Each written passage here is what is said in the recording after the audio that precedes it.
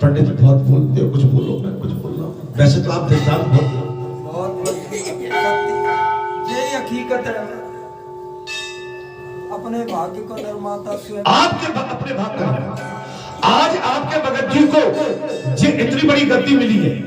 अगर आपके भगत जी अगर इस गद्दी पर बैठ के पाप का बीज डालते हैं तो समझ लो कि ये गद्दी उनके हाथ से गई।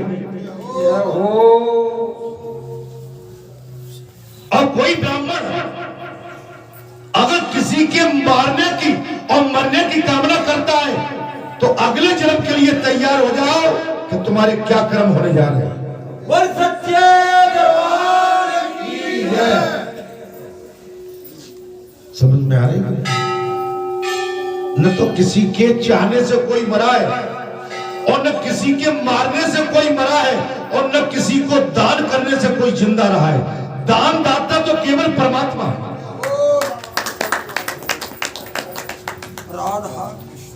कुछ मैं गलत बोल रहा हूं?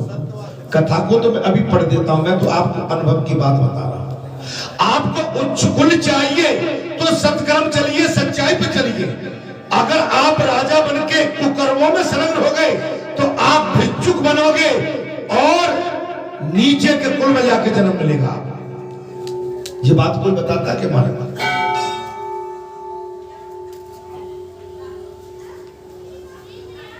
मैं जी देख रहा हूं कि ऊंचे कुल में जिन्होंने जन्म लिया है वो अपनी सच्चाई से भटक रहे हैं, लेकिन जो नीचे के कुल के हैं वो सोचते हैं कि हमने ऐसे कौन से गंदे कर्म किए थे कि आज हमारा जन्म नीचे के कुल में जन्म हुआ है।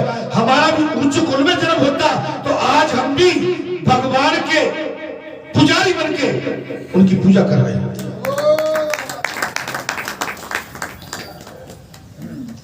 मैंने कुछ शायद ठीक कहा है कि नहीं? निर्णय आपके हाथ में। बेईमानी करोगे, अपने लिए सोचोगे और महापुरुषों की मारने की कामना और मरने की कामना करोगे तो राम न मारे काऊ को ऐसे मोटे राम अपने आप मर जाएंगे सो कर खोटे का।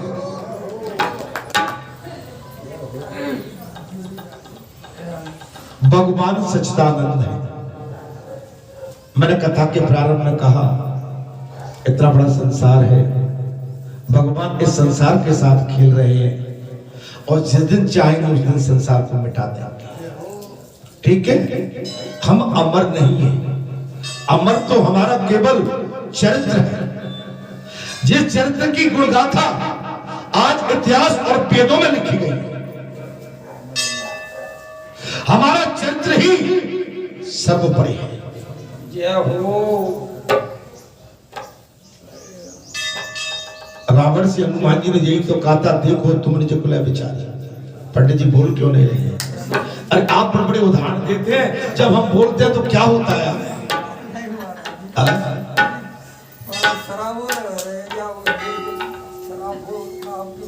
देखो तुमने जो कुला बेचारी। रावण तुमने ब्राह्मण कुल में जन्म लिया है लेकिन तुम नीच कर्म कर रहे हो।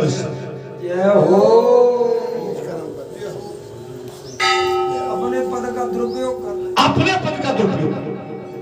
भगत संत ब्राह्मण क्षत्रिय ये संसार की रक्षा के लिए, उन्नति के लिए, मार्ग सद्मार्ग के लिए ये काम होता है। अगर कोई महापुरुष कोई ये कहे कि संसार का ही विनाश हो जाए तब मेरी बाबाई होगी, अरे दोस्तों संसार का विनाश तो बाद में, पहले तुम्हारा विनाश तय हो चुका है।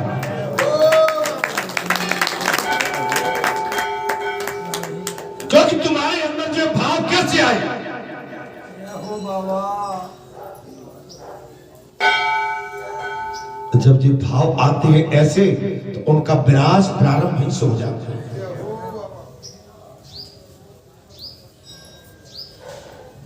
काम का सब अर्थ कामना अभिलाषा और ब्रज में भगवान श्री कृष्ण के वांछित पदार्थ कौन कौन से?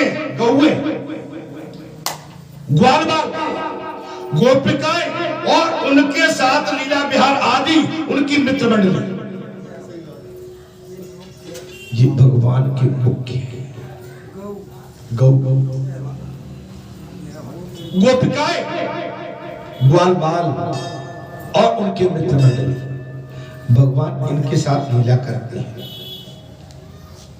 वे सबके सब नित्य प्राप्त है। इसमें से श्री कृष्ण अप्राप्त काम कहा गया है। भगवान श्री कृष्ण की ये रहस्यमय लीला प्रकृति से परे है, इस माया में नहीं है, वो तो माया से परे है। माया से परे। हम सुनने बहुत आते हैं। यहाँ पर क्या होता है महाराज, जब कोई विद्यार्थी बहुत ज्ञानवान बनना, वो अपने गुरु पर ही हावी होने की कोशिश करता है। विक्रम बेताल देखा है, विक्रम बेताल को पीठ पे ला दिए और विक्रम अच्छी शिक्षा देता है और बेताल उस पर हावी हो। महाराज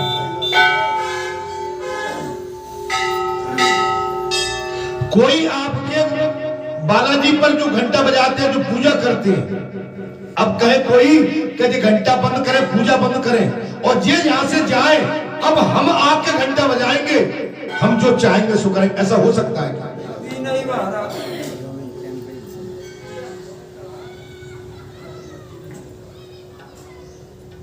इस पेड़ को सींचने में कितने आंसू बहे, कितनी आस्था जागी, कितने भाव प्रकट हुए, किन संत महात्माओं ने, महापुरुषों ने, पंचों ने, माता बहन बेटियों की आस्था एक एक एक एक। आज कोई एक दुराचारी दुष्ट कहे कि यहां से, यहां का साधक ही चला जाए, या कोई दुष्ट आत्मा कह के साधक ही मर जाए, तब हमारी यहां पर जय जयकार होगी। महाराज आप समझ सकते हैं आदमी कितना घटिया हो सकता है, अपनी जेब भरने के लिए आदमी कितना नीचताई में गिर सकता है।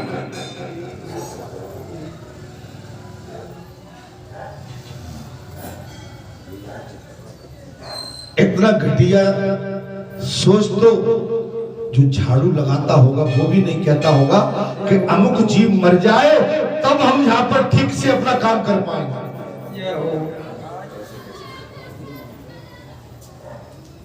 दे आती कहावत है महाराज जी कि बिल्ली सोचती रहे छीका नहीं टूटे, वो तो छीका टंगो तो टंगो। मैं तो उदाहरण दे रहा हूं। दुष्ट भाव महाराज जी अपना सांकेतिक भाषा अपने भाव को प्रकट करता कि मेरे अंदर क्या है। ये एक बार नहीं, बीच में मुझे बुखार चढ़ा, एक दिन तो कहा कि अजय आग क्यों गया, बरा क्यों नहीं था। जय हो बाबा। भावना चल, मेरे मरने से आपको शांति नहीं मिलेगी, बल्कि आप और पागल हो जाओगे। अभी तो मैं साक्षात बैठा हूं, फिर तुम्हारे पीछे में कोई न कोई योनि में आके तुम्हारे को बिल्कुल जड़ से खो दूंगा। बोल सच्चे दरबार की जय। पागल तो तुम हो चुके हो कि एक सत्पुरुष, एक सच्चे सेवक के लिए तुम इस तरह का भाव रखते हो। तुम कहीं गंदगी करोगे, सोचो कि भाई बालाजी को पता नहीं पड़ पाएगा, बालाजी के हजारों कान हैं। तुम गंदे शब्दों का उपयोग करोगे, बालाजी पर आ जाएगी। ठीक है, और तुम्हारे अंदर जितनी क्षमता है तुम पूरी ताकत लगा लो। ठीक है, वे जिस समय प्रकृति के साथ खेलते हैं ना, उस समय दूसरे लोग भी उनकी लीलाओं का अनुभव करते हैं। लीला करते हैं, आनंद लेते हैं।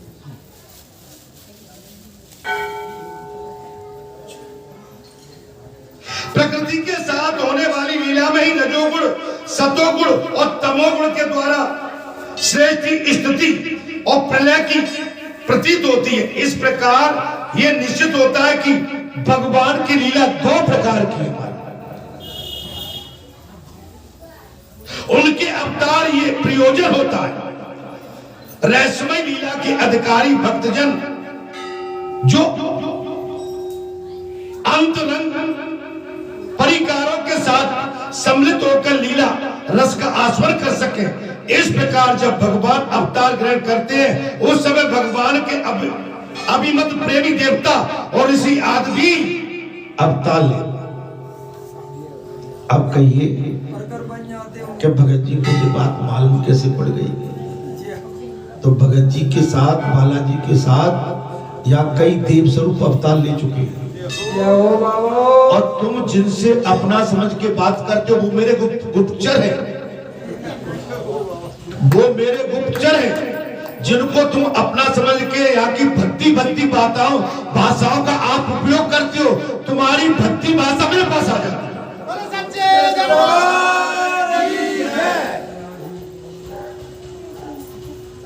जब बालाजी ने अवतार लिया है तो बालाजी के गुप्तचर इस क्षेत्र के चारों तरफ फैले हुए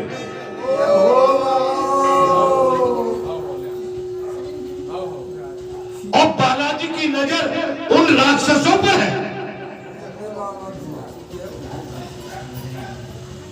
मैं कुछ गलत बोल रहा हूं शायद।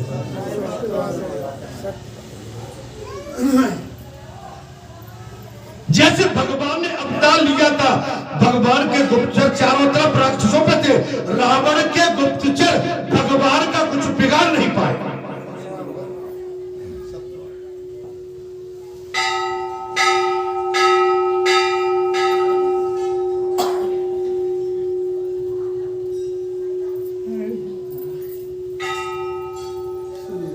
तुमको ये खजाना मैं सौंप दूं, तुम इसके अधिकारी हो ही नहीं। क्या कह रहा हूं? एक बात और आज कह देता हूं, हाथ उठा के कहता हूं, कोई परीक्षा ले लेना। इस खजाने में हाथ डालने वाला जैसे रावण का कुल नहीं है। मैं आज बहुत बड़ी बात कहने जा रहा हूं। उसी तरह से उसको कुल में कोई पानी देने वाला नहीं मिलेगा।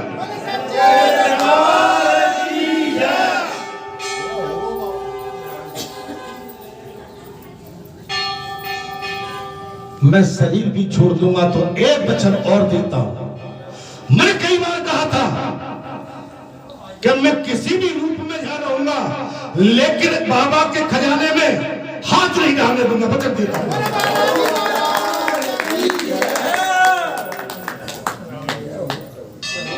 डायरी में नोट कर लो मेरी बात को।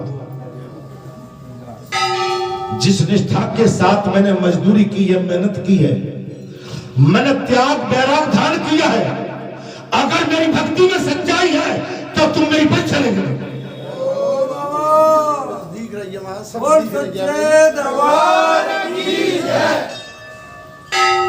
जैसे एक पतिव्रता नारी के श्राप से दुष्ट आत्मा खत्म हो जाती है, ऐसे ही किसी त्यागी बैराग के श्राप से मैं वो शब्द आज नहीं यूज कर सकता।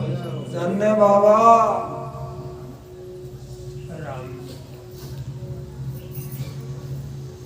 कुछ आज नहीं करूंगा, मौके पे बताऊंगा। मैंने किसी की जागीर नहीं ली है, मैंने किसी के खेत खलियान नहीं लिए, मैंने किसी से संपत्ति नहीं ली है, मैंने किसी से पैसा कभी मांगा नहीं है। हमारा जो कुछ हुआ है पंचों के माध्यम से हुआ है, आप जैसे भक्तों के माध्यम से हुआ है और बाबा के खजाने से हुआ है।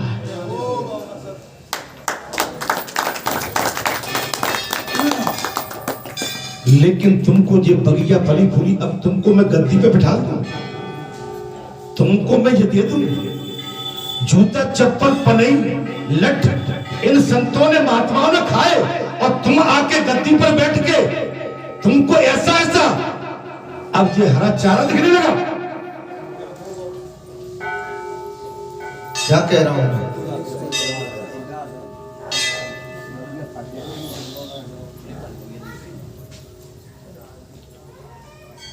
मैंने कहा मैं शरीर भी छोड़ दूंगा, वचन दिया है, तुम अजमा के देख लेना। तारीख नोट कर लो, समय नोट कर लो, मैं उस वंश का विनाश कर दूंगा। आज आपको हाथ उठा के कहता हूं, बोलो बालाजी महाराज की जय। अगर मेरे खजाने में बाबा के आश्रम में मैं आज शपथ लेता हूं गंगा मैया को कह के, अगर मेरे खजाने में किसी ने कुदस्ती डाली और मेरे भक्त के शरीर के छोड़ने के बाद मैं उसके कुल का विनाश कर दूंगा। बोल सच्चे दरबार की जय। मैंने कुछ गलत कहा हो तो मेरी बात को लौटा।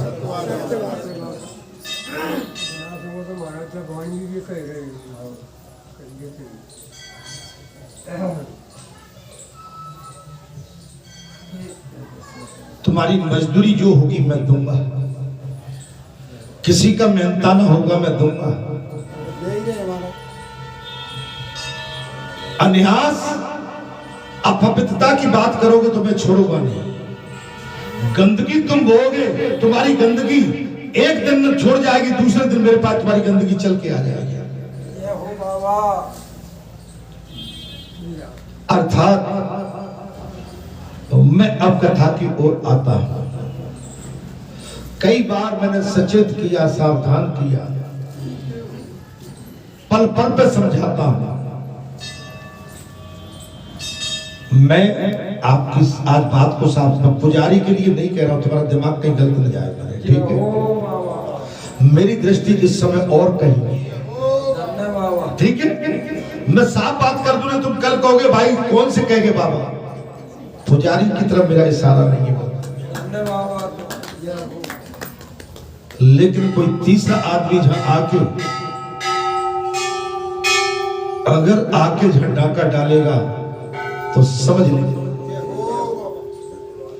बहुत कुछ है। अब मेरी दृष्टि में सब कुछ है, लेकिन मेरी सहनशीलता, अब तुम मेरे मरने की कामना करते हो, क्षेत्र में तुम मुझे अपशब्दों के साथ संबोधित करते हो, क्षेत्र में तुम राक्षस बन के मुझे और मेरे भगत को तुम गलत शब्दों के साथ संबोधन करते हो।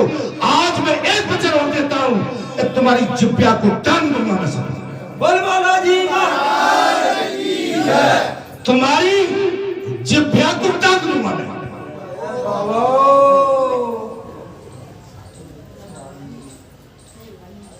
ढोल गवार शुद्ध बसुरारी सकल तारणा के अधिकारी।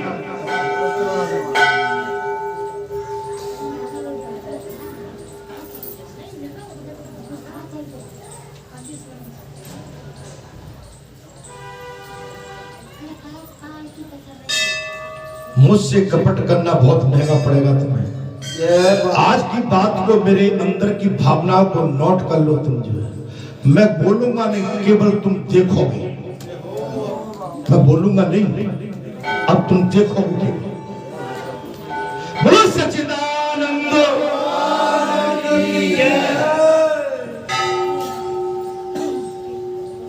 भगवान अवतार लेते हैं, अवतार है।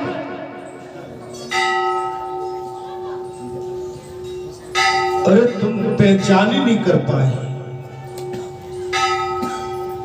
जैसे मीरा ने अपने आंसुओं से धर्म की बेल लगाई थी, आज तुम जैसे संतों ने मेरे साथ मिलके अपने अश्रुओं की धारा से ये धर्म की बेल लगाई है। मैं वचन देता हूं तुमको, स्थान बहुत देखे होंगे, लेकिन ये स्थान इस भारत देश में सबसे ऊपर और सत्य के नाम से जाना जाता है। बोल बालाजी महाराज की जय। बोल सच्चे दरबार की जय। अभी जो अवतार हुआ था उसमें भगवान अपने सभी प्रेमियों की अभिलाषाएं पूर्ण करके अब अंतर ध्यान हो चुकी है। अंतर ध्यान का मतलब ये नहीं है कि भगवान चले गए, दिखने में ना आ रहे हैं, दिखने में नहीं आ रहे। भगवान सर्वव्यापी है। इससे ये निश्चित हुआ कि यह पहले 3 प्रकार के भक्तजन उपस्थित थे, ऐसा मानने में तनिक भी संदेह नहीं कि गुंजाइश नहीं।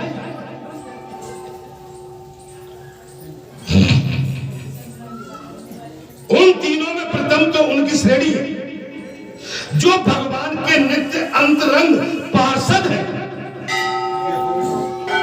जो दिन रात भगवान के भजन में संलग्न रहते हैं, भगवान का गुणगान करते हैं। प्रथम श्रेणी का, जिनका भगवान से कभी वियोग ही नहीं होता, सदैव भगवान के भजन में लीन रहते। दूसरे में है जो एकमात्र भगवान को पाने की इच्छा रखते हैं, उनकी अंतरंग लीला में अपना प्रवेश चाहते हैं। और तीसरी श्रेणी में देवता आदि है। तीसरी श्रेणी में देवता, आप अंदाज लगाइए, देवता तीसरी श्रेणी में आते। प्रथम श्रेणी में वो है जो नित्य भगवान की लीलाओं में संलग्न रहते हैं, दूसरे जो संग चाहते हैं क्या, और दूसरे वो है आप जैसे जो भगवान का या किसी महापुरुष का सत्संग चाहते हैं।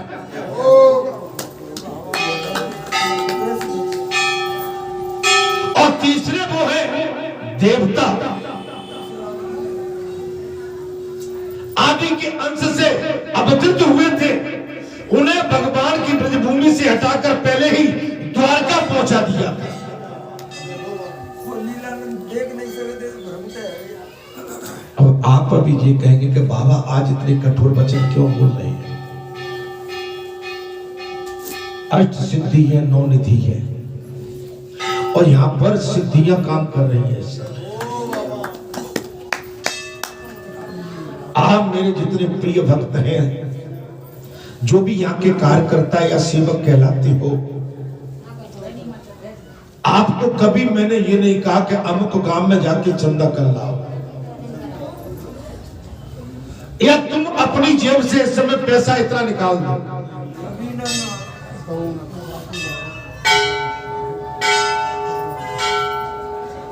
मैंने आपकी भावनाओं की कदर की है। मुझे केवल आपका समर्पित भाव चाहिए। यहां पर सिद्धियां बैठी हुई हैं, यहां पर वो होने जा रहा है कि जिसकी आपने कभी कल्पना भी नहीं की।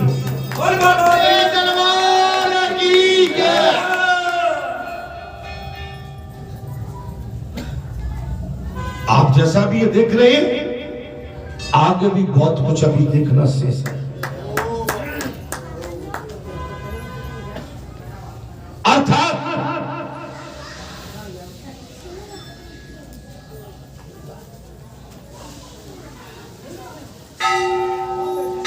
कल्याण हो, आशीर्वाद। वे उन्हें भगवान के ब्रजभूमि से हटाकर पहले ही द्वारका पहुंचा दिया था।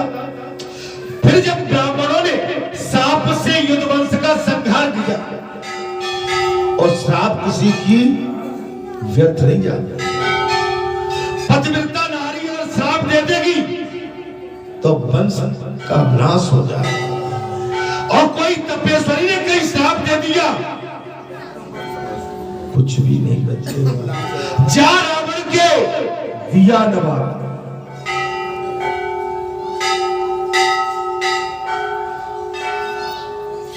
तुम्हारी गाली सुनते सुनते मैं थक गया, तुम्हारे कुवचन सुनते सुनते मैं थक गया।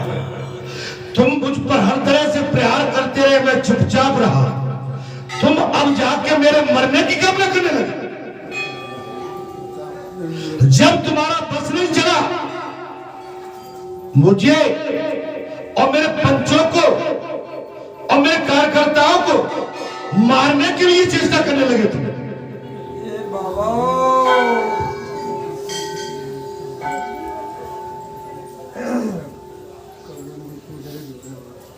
बाहर से आके डकैती, ये जितना धन तुम्हारे लिए इकट्ठा हो रहा है, अरे तुमने तो कभी आके जा राम राम ढंग से नहीं की। अगले जन्म के लिए तैयार हो जाओ, क्या तुम अगले जन्म में गंदगी उठाओगे। मैं तुम्हें ऐसा श्राप देता हूं। आज तुमने जो कुवचन मेरे लिए बोले हैं, अगले जन्म में तुम गंदगी उठाओगे। ये हो बाबा।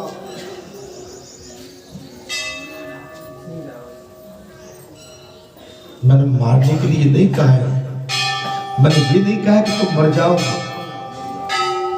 तुमने नीच काम करे हैं, तुम नीच गंदगी उठाओगे।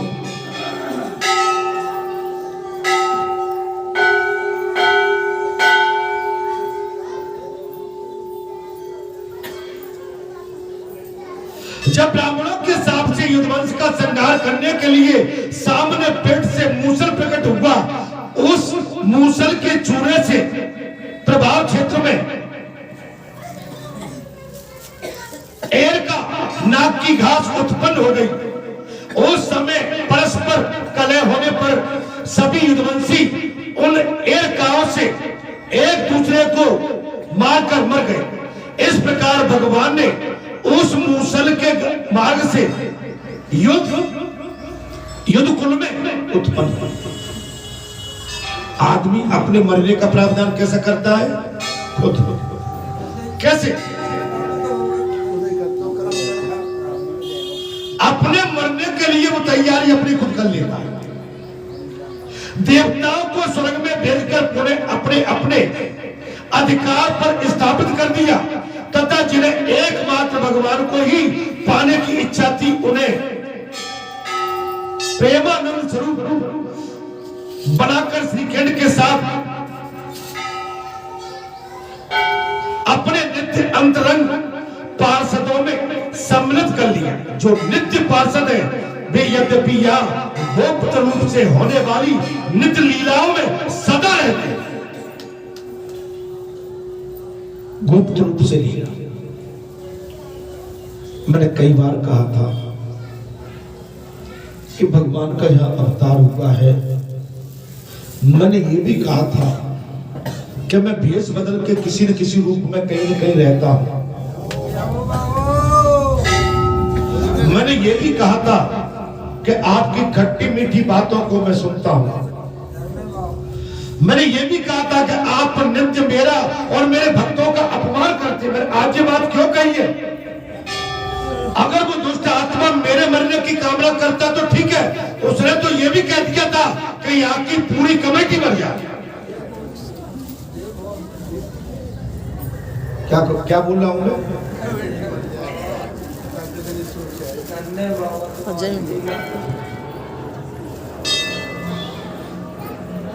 अब अंदाज लगाइए कि जो भाई मेरे को तो अलग, जब मेरे भले भोले वाले भक्तों पर ही प्रहार करने लगा तो अब मैं चुप नहीं बैठूंगा। जो अपराध भगत कर करई राम रोष पाओ। राम अपने ऊपर नहीं, अपने मुझसे गाड़ी दे मेरे भक्त से बोला मैं तो नहीं छोड़ो। बाबा की बड़ी लीला।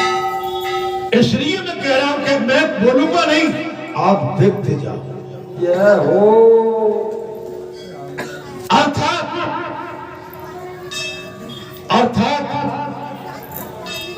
दूसरों को मारकर मर गए, दूसरों को मारने वाले खुद मर गए। कथा में आ रहा है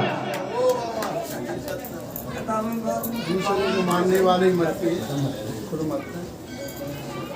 दूसरों को मारकर खुद मर गए। इस प्रकार भगवान ने उस मूसल के मार्ग से युद्ध कुल में उत्पन्न होने वाले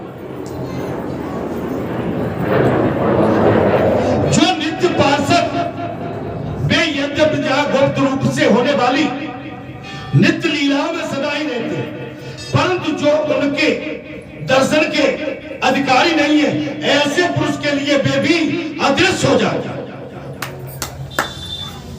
वो अधिकारी ने उसे दर्शन नहीं मिलते। अगर आपका राजा चोर हो जाएगा तो पूरी प्रजा चोरी में लिप्त हो जाएगी। आपका राजा बेबाक रहेगा, शुद्ध रहेगा तो प्रजा भी बेबाक रहेगी। अगर मैंने सुनने के बाद अब मैं शांत हो जाऊं तो पढ़ाई न पढ़ूं, भगत जी महाराज आते तुम चरोतरा चढ़ाते हो और यहाँ से मैं जेब भर के चला जाता कब से जब से, तो आज ये बात कहने का मुंह मेरे सामने नहीं हो। मेरी भावनाओं से मत खेलो। मैंने कई बार कहा मेरी भावनाओं से मत खेलो। मैं बहुत तो मीठा हूं, लेकिन जब खट्टा हो जाता हूं तो मेरे रहस्य को बड़े बड़े देवता भी नहीं जान पाते। बोल सच्चे दरबार की जय।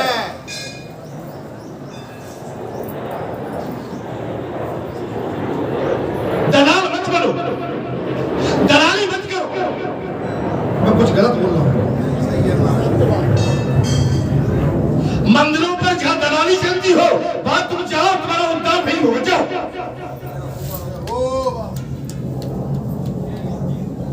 मेरे सामने दलाली बिल्कुल नहीं चलेगी।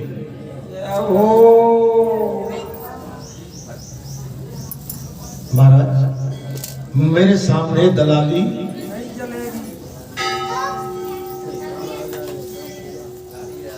सीधी सीधी बात करो मुझसे और सीधा सीधा आशीर्वाद लो मुझसे और सीधा सीधा कल्याण लो मुझसे।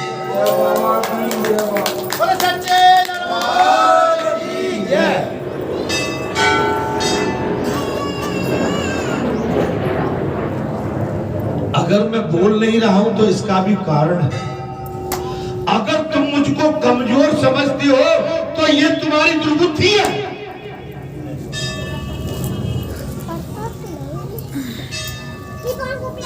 तुम बोलते हो, मैं बोलूंगा नहीं और मेरे न बोलने में ही वो काम हो जाएगा कि तुम इसका अंदाजा भी नहीं लगा सकते हो। बोले सच्चे दरबार की जय।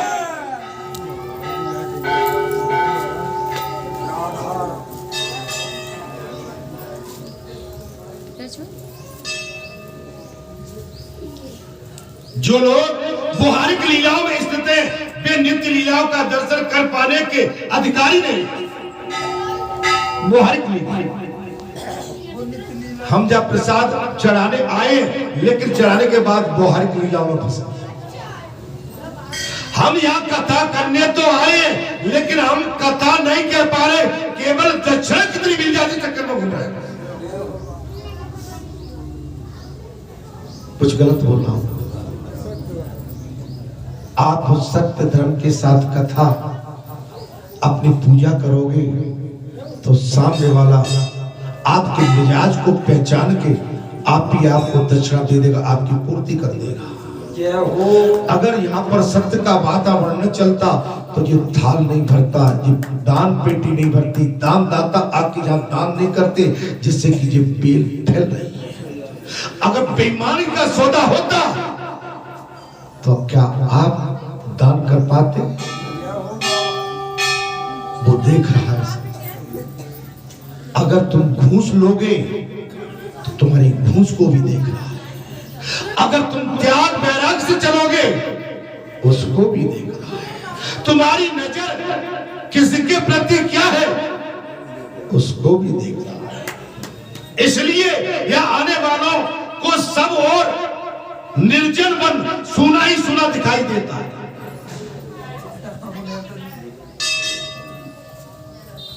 बालाजी पर गए थे, अभी मैं कहीं था, हमने तो जाना कि भगत जी लंबी दाढ़ी होगी, बड़े बड़े बाल होंगे, भगत जी थक गए होंगे, आंखों से भी नहीं दिखता होगा, कानों से सुनाई नहीं पड़ता होगा। समझ में आ गई? समझ में आ गई? भगत जी सब भी ऐसा है। भगवान कभी बूढ़े नहीं होते। भगवान अपनी इच्छा से बूढ़े होते हैं, अपनी इच्छा से बच्चे बनते हैं, अपनी इच्छा से ही लीला करते हैं। विप्रधेन सुसंधित लीन मनुज अवतार, निज इच्छा, निज अपनी इच्छा, निर्बद्ध तनु माया गुण को।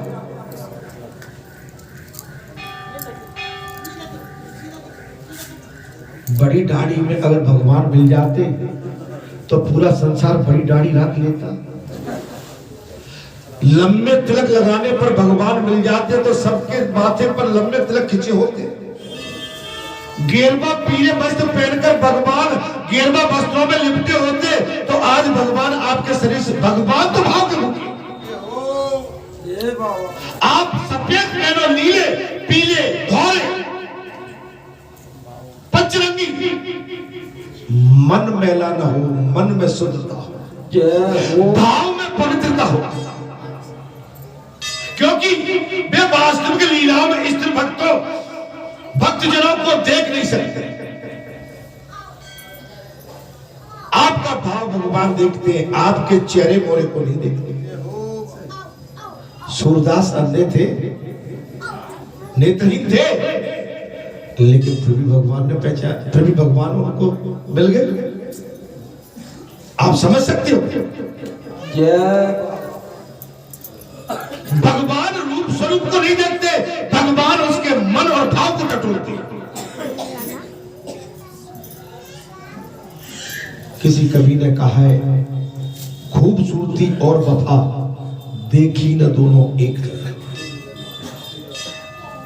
अगर कोई सुंदर व्यक्ति है, सुंदर कोई महिला है, तो ये वफा नहीं होगी, कहीं न कहीं गड़बड़ होगी। मैं सबके लिए नहीं कह रहा, मुझे क्षमा करना इस बात पर। अगर हमको अपने शरीर पर, अपने सुंदरपन पर गौरव हो जाएगा, हम मचलते फिरेंगे। सौंदर्य बहुत अच्छा होना जी भी खतरनाक है। अगर भगवान ने सौंदर्य दिया है तो उसको संभाल कर रखिए।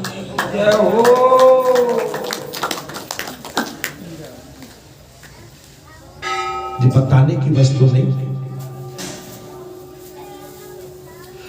तब भगवान बोले, महाराज बोले, हे सांडिल जी, इसलिए ब्रज नाम तुम्हें तनिक भी चिंता नहीं करना चाहता। सांडिल जी ने कहा, हे ब्रजनाभ, आप चिंता न करें, आप परमात्मा के चरणों में अनुराग रखें। तुम मेरी आज्ञा से यहाँ बहुत से गांव बसाओ, इससे निश्चित ही तुम्हारे मनोरथ की सिद्धि होगी।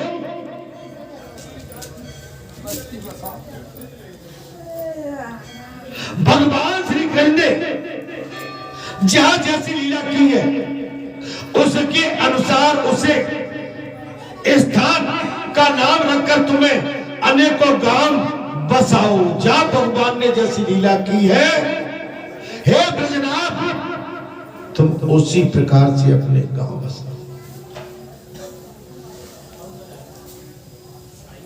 दान की हुई वस्तु कोई कभी वापस लेता है क्या अपनी? आपने जहां 10 रुपए चढ़ाए होंगे किसी ने, क्या आप मुझसे कभी 10 रुपए अपने वापस मांगेंगे क्या? लेकिन कुछ ऐसे हैं, ऐसे भी हैं, दान की हुई चीज को भी वापस मांग लेते और वो अपना बड़ा गुणगान करेंगे, हम सत्यवादी हैं, हम राजा हरिश्चंद्र हैं। अरे दोस्तों, तुम क्या बोलते हो? दान की हुई चीज आप वापस ले रहे हो। अगर पंच समाज बैठा तो पंच समाज में तुम क्या जवाब दोगे? मेरी बात सुन पाओगे?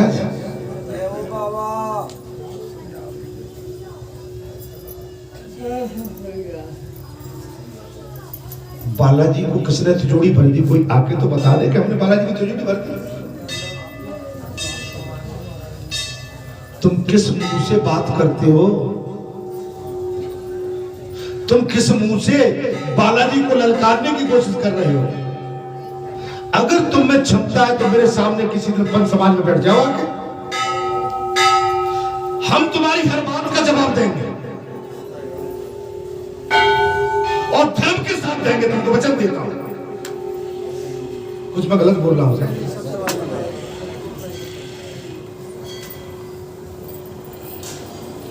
और एक कहावत है महाराज,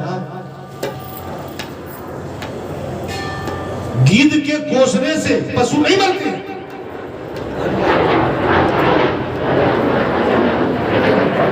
अरे गीध तो फिर भी ठीक था,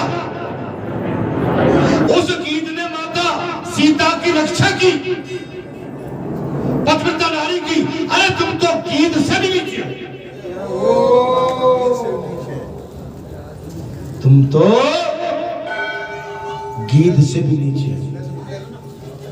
क्या मेरी बातों में तुम्हें आनंद नहीं आ रहा साहब? क्या बोला हूं? अरे गीत राज ने तो बैठ जाओ बाबा। गीत राज ने तो एक पतिव्रता नारी भगवती सीता की रक्षा के लिए अपने प्राणों की आहुति दे दी। अरे तुम तो गीतों से भी नहीं की। सच्चे दरबार की सही है।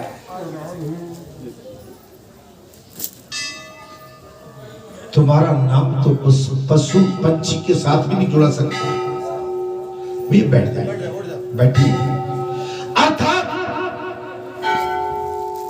मनोरथ की सिद्धि, इसलिए ब्रजभान ब्रजनाथ तुम्हें तनिक भी चिंता न करनी चाहिए। तुम मेरी आज्ञा से या बहुत से काम बसाओ।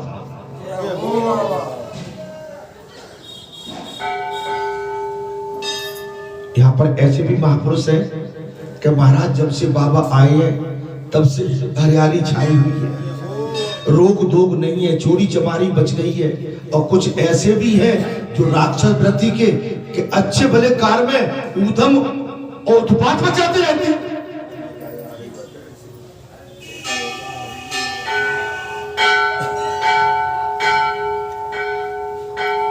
भगवान ने यही कहा था द्वापर में, बुआ मौसी शिशुपाल को रोक ले, 100 तक माफ करूंगा, 100 से ऊपर गया तो इसका अंत होना है, आप समझ लेना। भगवान का आक्रोश आप जानते नहीं, आपके अंदर ही अंदर आपके जो बाबा पर प्रहार कर रहे हैं उनके परिवार अंदर ही अंदर उनका धीरे धीरे कद पद सब घटता चला जा रहा है। आज मैं खुल के कह रहा हूं, घर परिवार में बिगड़ है,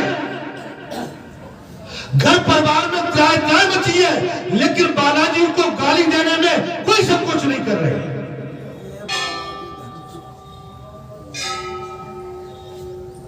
मुझसे आप किसी ने कही तो नहीं आज क्या बात चल गई है? क्या होगा किसी ने ना कही।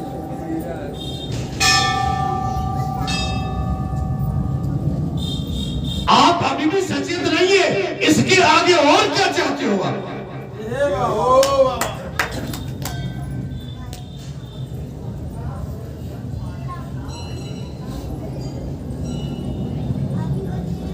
अगर तुम्हें उद्धार करना है तो अपने गांव का उद्धार करो, उद्धार करना है तो गांव के अंदर जो उत्पात मचा है उसको बचाओ, उद्धार करना है तो जो गांव के अंदर जिस तरह की कुसंग फैला होगा उसको बचाओ।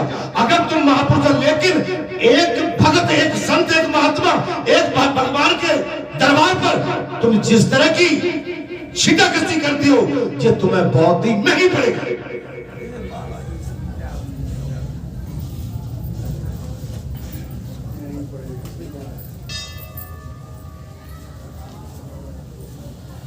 तुम्हारे मनोरथ कभी सिद्ध नहीं होंगे, तुम्हारे मनोरथ कभी सिद्ध नहीं होंगे।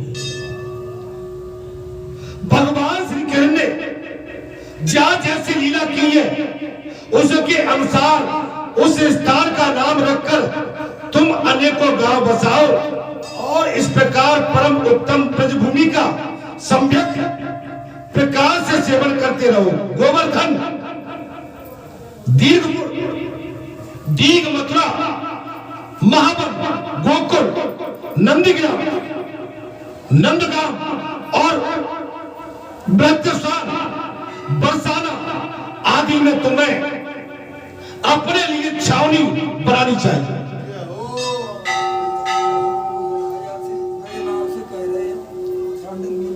सांडिल मुनि ब्रजनाभ से बता रहे हैं और उन स्थानों में रहकर भगवान की लीलाओं के स्थल, नदी, पर्वत, कंदरा, सरोवर और कुंड तथा कुंजवन आदि का सेवन करते रहना चाहिए।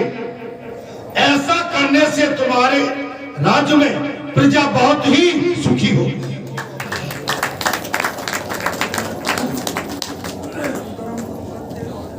बालाजी को गाली देकर तुम्हारा कल्याण नहीं होगा। बालाजी के पंचों को, भक्तों को गाली देकर तुम्हारा कल्याण नहीं होगा।